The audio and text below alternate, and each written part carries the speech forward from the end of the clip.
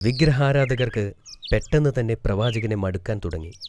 അവർ പറഞ്ഞു, നിങ്ങൾ ഒരുപാട് നാൾ കള്ളം പ്രസംഗിച്ചു. നിങ്ങൾ ഇനിയും നിർത്തിയില്ലെങ്കിൽ നിങ്ങളെ കല്ലെറിയും. പക്ഷേ പ്രവാചകൻ അവരുടെ വാക്കുകൾ അവഗണിച്ചു.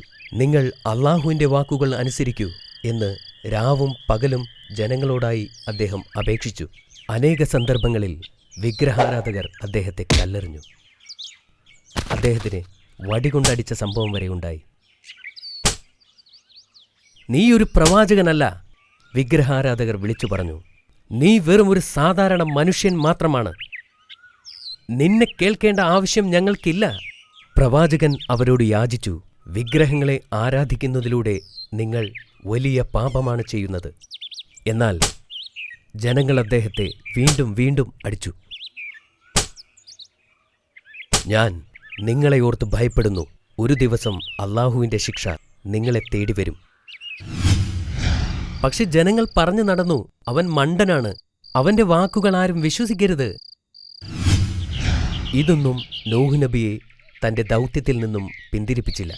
950 വർഷക്കാലം അദ്ദേഹം അവരോട് പ്രസംഗിച്ചു.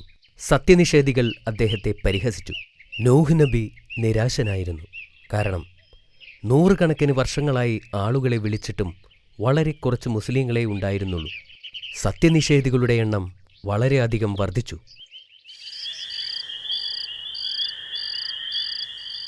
ഒരു രാത്രി പ്രവാചകൻ പ്രാർത്ഥിക്കുമ്പോൾ ദൈവം അദ്ദേഹത്തോട് സംസാരിച്ചു. വിഷമിക്കേണ്ട, ഞാൻ നിന്നോട് പറഞ്ഞതെല്ലാം നീ ചെയ്തുവല്ലോ. ഭൂമിയിൽ എല്ലാവരെയും ഞാൻ ശിക്ഷിക്കാൻ പോവുകയാണ്. മുസ്ലിങ്ങളും മൃഗങ്ങളും ഒഴികെയുള്ള എല്ലാ മനുഷ്യരും മരിക്കും. ഒന്നാമത്തെ പടിയായി ദൈവം ആ പ്രവാചകനോട് പല വൃക്ഷങ്ങളെയും നട്ടുപിടിപ്പിക്കാനായി കൽപ്പിച്ചു. ഇതിനു പിന്നിലെ കാരണം നൂഹ് നബിക്ക് മനസ്സിലായില്ല. പക്ഷേ അദ്ദേഹം ദൈവത്തോട് അനുസരണയുള്ളവനായിരുന്നു. അദ്ദേഹം മരങ്ങൾ നട്ടുപിടിപ്പിക്കാൻ തുടങ്ങി.